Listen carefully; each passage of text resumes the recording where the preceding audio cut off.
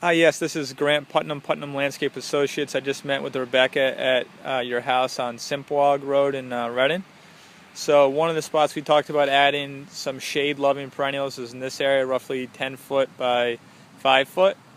Okay. I leave the Daphne, which is this ground cover sort of plant here. I leave the grasses if you're happy where they are. I rip out these plants, rip out this 1, 2, 3. Rip out these three plants. Those are 2 hollies and that's 1 barberry. Rip those out, and then I would replant another, call it 12 feet by 7 foot area with perennials that are shade loving underneath here. Okay. Then you could leave the other perennials how they are. I would cut this spirea back. If you cut it back, it'll look a lot nicer and denser. Okay. You could consider filling in underneath this bloodgood maple. You'll notice the bloodgood maple does have some damage. Maybe it got hit by lightning or whatnot, and that's why some of the branches are dead. So that should really be cut out before that decay spreads through the rest of the tree. All right. Looks like almost half the tree is starting to die. So that might be a tree you might have to replace in the future, just to give you a heads up. But anyways, and then there's obviously like another, call it 12 foot by 5 foot area here underneath this bloodgood maple. I pointed out that the hollies have a soil-borne disease. We talked about the option of removing the microbiota, which is this ground cover. This is the same ground cover over there. Removing that, possibly replanting the daylilies. You got a bunch of daylilies along this edge. Maybe relocating those, and then putting in like a half sun, half shade perennial stretching along this bed, which is roughly 30 feet by 3 feet. Okay.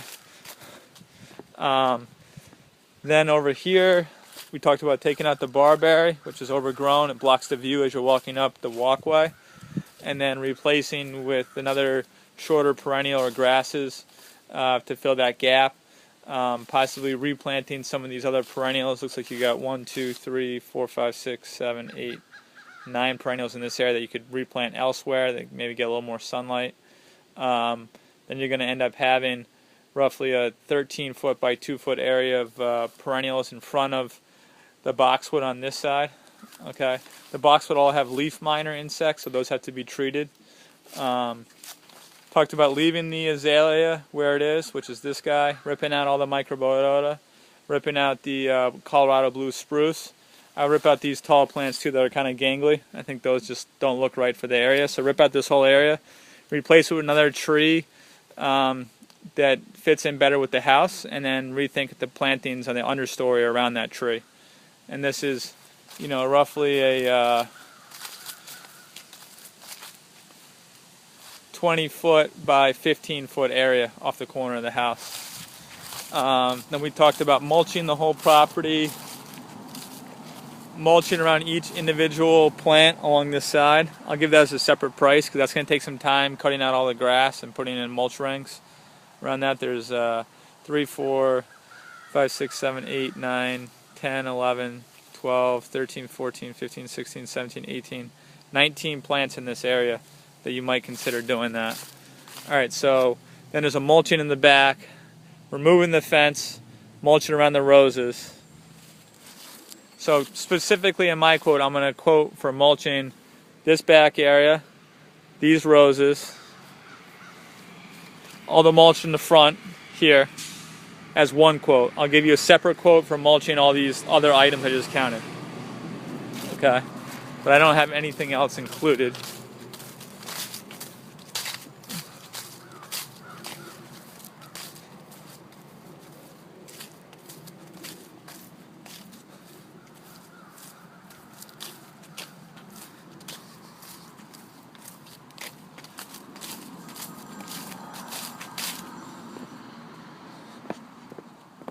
I'm not sure if these are your trees. You just have to let me know.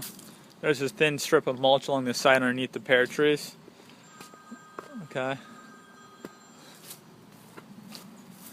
The Niagara arborvitaes look healthy. Those are what's behind the driveway. Oh.